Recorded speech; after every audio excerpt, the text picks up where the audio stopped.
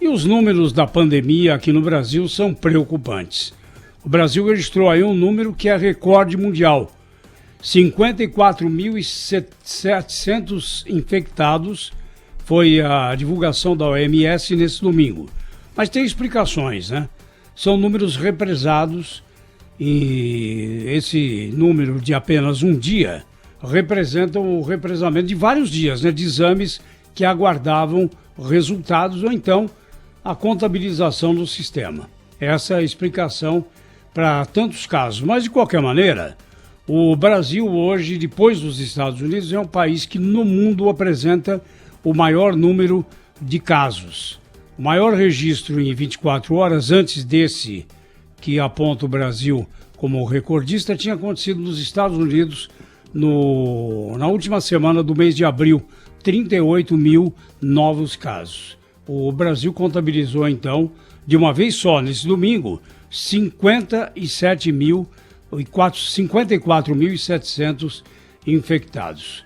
Bom, a boa notícia é que aqui em São Paulo, já a partir de quarta-feira, e a Bruna Barbosa depois vai trazer mais detalhes aqui, como já trouxe no jornal Primeira Hora, é que aqueles que estão aguardando a marcação de consultas por outros motivos que não o coronavírus, já vão começar com todos os cuidados, é claro, a ser atendidos. Esse número de consultas estava represado até agora, porque as pessoas tinham medo de sair de casa para chegar até a AME ou a UPA, né, as unidades em que tinham exames marcados. Então, a partir de quarta-feira, isso já começará a ser feito.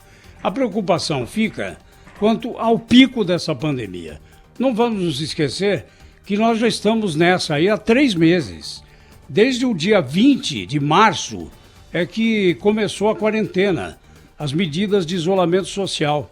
E de lá para cá as nossas autoridades têm tropeçado, têm se acotovelado, têm errado muito, mostrando que também foram pegas de surpresa e que não sabem o que fazer.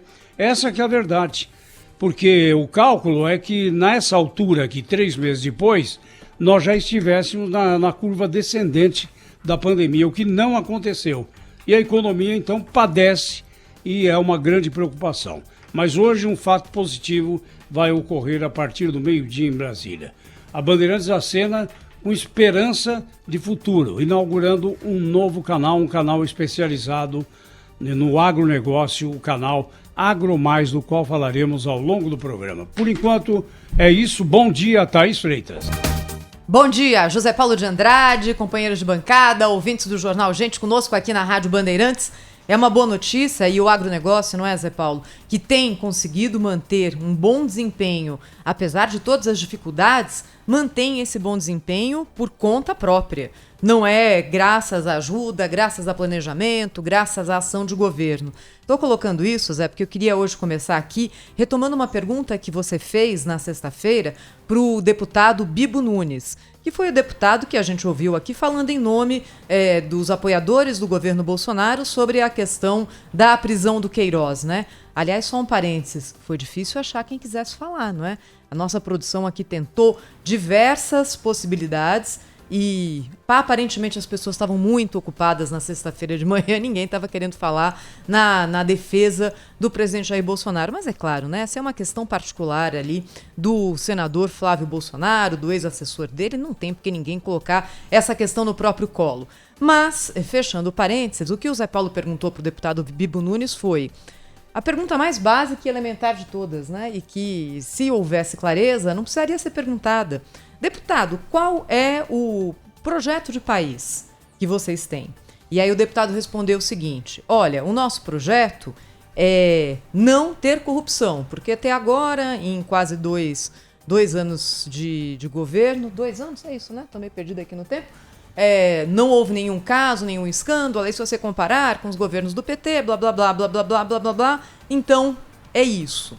E o Brasil teria virado uma Venezuela, é aquele discurso que a gente já conhece. E aí um ouvinte aqui pelo nosso WhatsApp, que eu gosto muito de acompanhar, na hora mandou assim: mas puxa, não ter corrupção não é projeto de governo. Não ter corrupção é obrigação de todo e qualquer governante. Ele tinha toda a razão, não é? É claro que não ter corrupção num país como o nosso já é uma grande vantagem, se a gente lembrar pelos todos os encalços que a gente passou na história recente ou não tão recente. Agora está faltando do governo federal, de fato, chegar, virar público e dizer o seguinte: olha, a situação é grave, esse aqui é o momento pelo qual nós passamos agora e o nosso projeto de país, o nosso plano a partir de agora é esse. Pá. Discute com a sociedade, ajusta aqui, ajusta ali e vamos. Isso não tem acontecido. O que a gente teve até agora foi o auxílio emergencial, que, como diz o próprio nome, não vai continuar para sempre. A gente teve o anúncio de um plano na área econômica que dentro do próprio governo não foi bem recebido, aparentemente não contava ali com a adesão do ministro Paulo Guedes, e sem ele fica difícil. E a gente tem ali notícias esparsas, não oficiais, sobre privatizações, sobre novas tentativas do governo de sanear contas públicas, mas claramente o governo vira público e dizer: olha, nessa situação tão grave, é nesse rumo aqui que a gente vai seguir, isso não aconteceu ainda. E aí isso tem faltado demais, não só pela transparência de informação, mas para que todos nós, né, pessoas físicas, pessoas jurídicas também, as empresas precisam sobreviver a essa questão tão séria que a gente vive agora. Para a empresa sobreviver, ela precisa se planejar. Para se planejar, ela precisa ter informação ali real. Dizer: olha, esse ano aqui a nossa perspectiva é essa, o que você vai ter de ajuda é isso, para o ano que vem vai melhorar. É esse tipo de coisa que a gente está precisando e que eu não tenho visto ser apresentado com clareza pelo governo federal, e aí isso me chamou muita atenção na entrevista do deputado Bibo Nunes. O Cláudio Humberto, como todos os dias, direto de Brasília, ao vivo aqui com a gente no Jornal Gente da Rádio Bandeirantes. Bom dia para você, Cláudio. Muito bom dia, Thaís Freitas, bom dia, José Paulo de Andrade, bom dia, Pedro Campos. De fato, a gente continua em estado de perplexidade com relação ao comportamento da curva do coronavírus, né? A gente assiste com esperanças renovadas, né? Há notícias indicando que os países da Europa que enfrentaram uma situação muito crítica já retomam a normalidade, né? A Espanha ontem reabriu as suas fronteiras, por exemplo, a Itália segue no mesmo caminho, a França também. Agora, a gente nunca pode perder de vista a perspectiva de que somos um país de 210 milhões de habitantes. É tudo muito mais complexo, né? É tudo muito mais complicado. Até porque nós vivemos aqui num país com 26 estados, o Distrito Federal, cada uma dessas unidades da federação tem governador com absoluta autonomia para decidir, isso quando a justiça não se mete, mas com absoluta autonomia para decidir sobre a melhor estratégia de combate ao coronavírus. É bem diferente, né, da situação europeia, por exemplo, né? Um país como o Reino Unido, que é um dos mais afetados, é um país que tem 4 vezes menos habitantes do que o Brasil, né? E tem ações contra o coronavírus centralizados no primeiro-ministro, no governo central. Aqui não, aqui foi pulverizado por decisão do Supremo Tribunal Federal para essa incumbência para estados e municípios, e aí me parece que o erro foi cometido. Não pela decisão, que eu acho que a decisão é boa, na medida das dimensões do Brasil, mas os prefeitos e governadores, até por desconhecimento, por não saber exatamente o que fazer, acabaram cometendo muitos erros, e o fato é que a epidemia adquiriu contornos de descontrole, digamos assim, né? A gente vê ontem, por exemplo, o anúncio de 641 novas mortes. Não aconteceram necessariamente neste domingo, mas, enfim, é aquela coisa que a gente sabe, né? São mortes que chegaram ao conhecimento do Ministério da Saúde no domingo, né? E isso não altera o fato de que as mortes existem, as mortes aconteceram.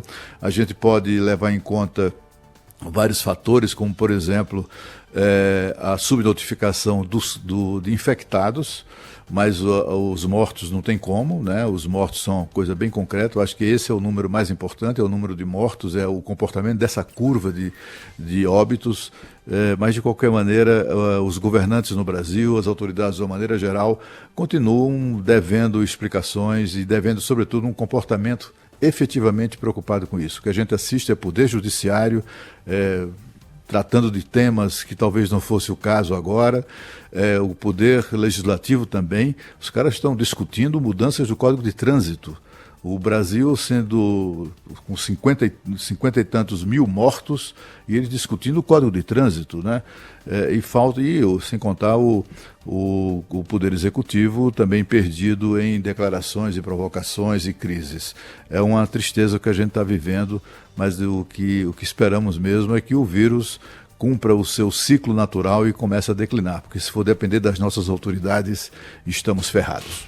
São 8h10, Jornal Gente da Rádio Bandeirantes no ar, na manhã desta segunda-feira. Além dessas questões ligadas à saúde, né, corrupção aí já mencionadas aqui no começo do programa, a gente tem um problemaço econômico para resolver por conta da pandemia do coronavírus. Não só nós, mas o mundo inteiro está debruçado sobre isso. Os dados do desemprego mostram, né, uma preocupação do governo em relação à renda, né, das pessoas, do cidadão. Muitos deles que perderam, né, o trabalho por conta da pandemia, outros que trabalham na informalidade tiveram uma renda totalmente prejudicada aí ao longo desses meses.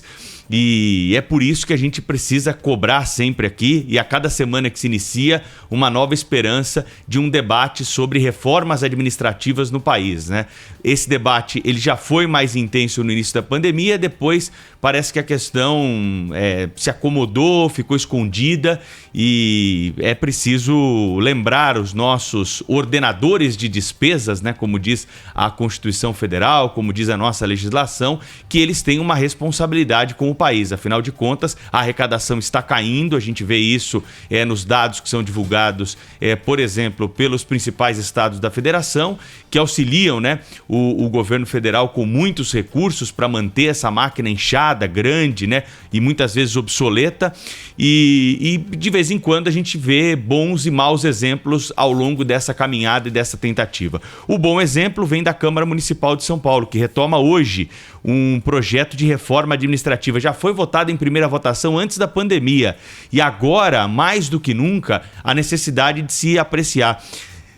22 entidades da administração indireta de São Paulo estão sendo ameaçadas. 14 delas podem acabar com a votação em segundo turno desse projeto que vai à votação na quarta-feira.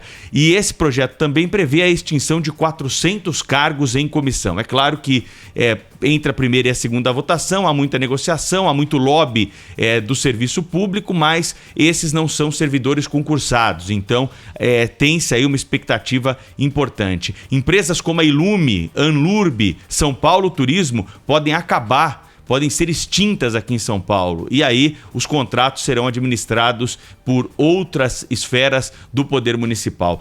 Enquanto a gente recebe uma notícia como essa, a gente também começa a semana observando uma declaração do presidente da Associação dos Juízes Federais, falando que o primeiro objetivo dele, à frente agora da corporação, é justamente resolver a situação remuneratória de juízes federais, que não podem continuar sendo e recebendo valores inferiores a juízes e promotores estaduais. Então, a principal meta do presidente da AJUF, Eduardo Brandão, vai ser a reposição salarial de magistrados. Ele que assumiu o cargo na semana passada. Quanto ganha um juiz federal, Pedro? Um juiz federal ganha menos, e ele tem razão nisso aqui, do que um juiz estadual e um representante do Ministério Público. Né? Exatamente, Cláudio.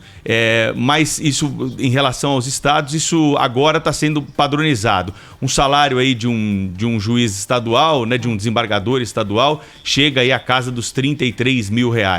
Um juiz federal ganha um pouco menos que isso. Mas não é essa a questão. São cifras... A questão é um momento, né? Agora, esse discurso dele é para o público interno, né, Pedro? Tá na cara, né? Então, mas é saudável, né, ter um discurso desse no momento desse, Zé Paulo? No momento em que as pessoas estão lutando para continuar nos seus empregos. Se você perguntar para qualquer ouvinte da Rádio Bandeirantes aqui, ninguém está querendo aumento, as pessoas estão querendo pelo menos ter o mínimo, né, do que elas têm para poder continuar, porque a situação não está fácil. Então, o que a gente deve esperar nesse momento, né, das nossas autoridades, e é justamente uma palavra no sentido de redução de despesas, não de criar novas despesas. Até porque esse foi o acordo feito para o socorro aos estados estados e municípios, né?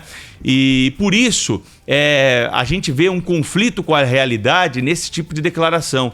Quando se espera o quê? Uma declaração no sentido, com todos os benefícios que se tem, e aqui não estou discutindo a questão desses benefícios, estou discutindo a questão do salário, porque isso acarreta em mais despesa que é paga por quem? Por todos nós, através dos impostos. O governo federal não tem outra fonte de receita que não seja essa, né?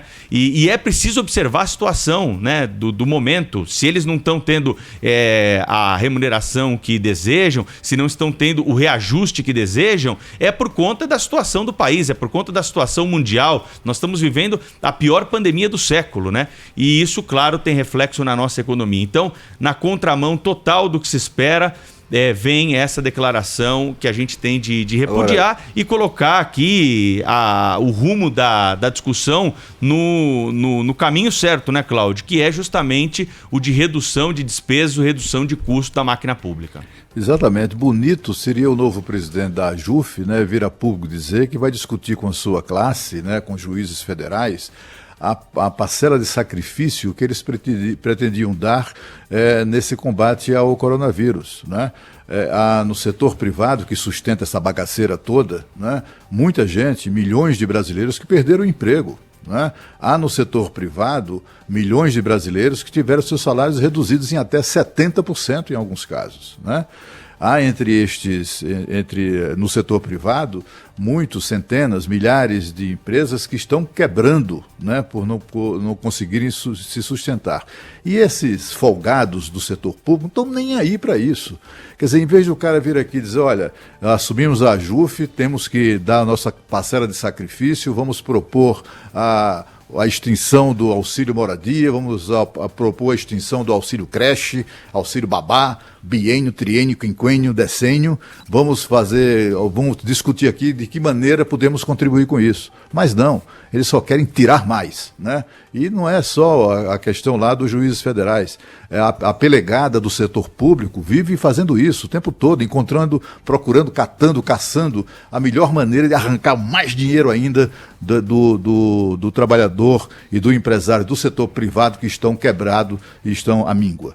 E eu vou convidar o nosso ouvinte, então, Cláudio, Pedro, a dar uma olhadinha aqui no site do CNJ, já que a remuneração dos servidores públicos é uma informação que tem que ser divulgada, não é? E as planilhas estão todas aqui no site do CNJ, eles citam a portaria que determina a publicação e tem aqui, nome por nome, linha por linha, o quanto ganha cada funcionário do Poder Judiciário no Brasil.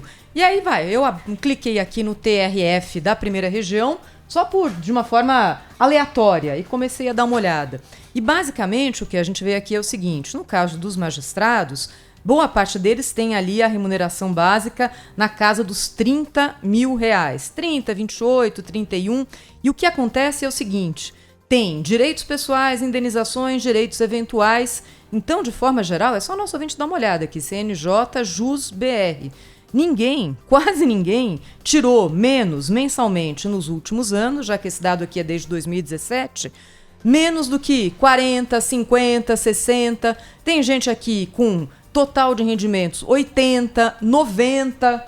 Então, a comparação que se coloca aqui ganha menos do que tal. Escuta, é irrelevante. O relevante é o valor. Como é que uma pessoa que recebe isso aqui na prática, R$50 mil por mês, com garantia de todo tipo de benefício, ninguém vai mexer, a pessoa se aposenta com integralidade. Como é que é ganhar mais, não é, Pedro? Acho que é essa a discussão, né? Exatamente. Férias de 60 dias, né? É um excelente momento para a gente discutir isso.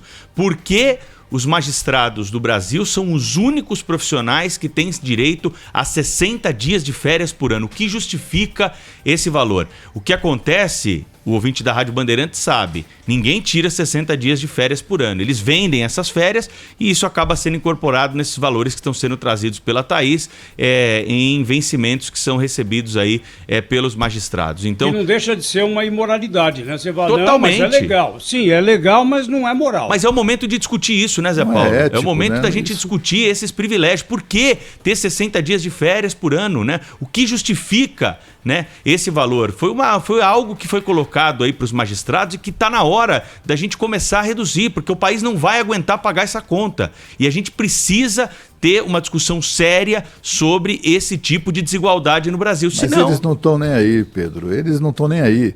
Eles não querem discutir isso, né? O Poder Executivo não quer, e quando quer de maneira cosmética, quer tomar atitudes cosméticas. O Poder Legislativo vai minimizar, ou se não, vai jogar no arquivo, na gaveta, qualquer projeto nesse sentido, e se passar qualquer coisa vai ser judicializado, e o Poder Judiciário, que é também do setor público, vai anular qualquer tipo de decisão. O que a gente assiste no Brasil é o que eu publiquei na minha coluna neste fim de semana.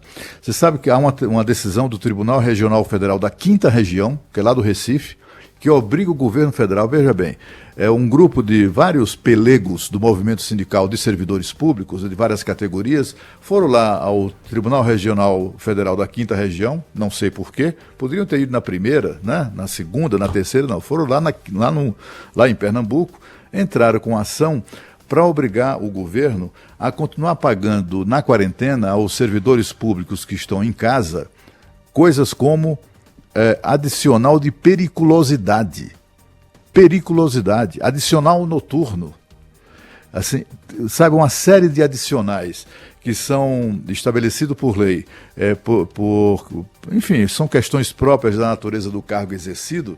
Mas assim, na quarentena, na pandemia, com as pessoas trabalhando à distância ou não trabalhando, que na verdade no setor público o que prevalece é isso, é o fato de as pessoas não estarem trabalhando de fato, né? Eles continuam recebendo, além da integralidade de tudo, de todos os privilégios, todas as regalias, dos salários, escambau, ainda estão recebendo adicional de periculosidade. Eles não abrem mão de nada, sabe, o negócio é meter a mão do bolso do cidadão, ainda que não só tenha uns trocadinhos, restem ali uns trocadinhos, estão lá tirando para eles, né? E com a ajuda da justiça sempre.